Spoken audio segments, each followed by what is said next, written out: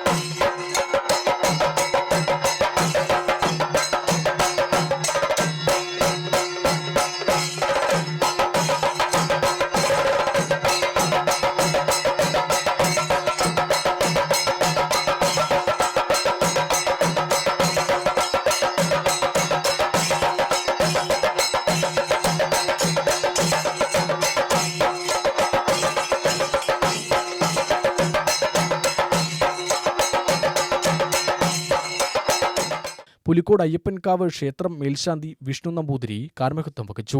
പുലർച്ചെ തന്നെ ഗണപതി ഹോമവും അതിനോടനുബന്ധിച്ചുള്ള കലശപൂജയും കുംഭാഭിഷേക പരിപാടികളും നടന്നുകൊണ്ടിരിക്കുകയാണ്. 11 മണിക്ക് ശേഷം അമ്പലത്തിലെ ദേവീപ്രസാദം അന്നദാനം ഉണ്ടായിരിക്കുന്നതാണ്.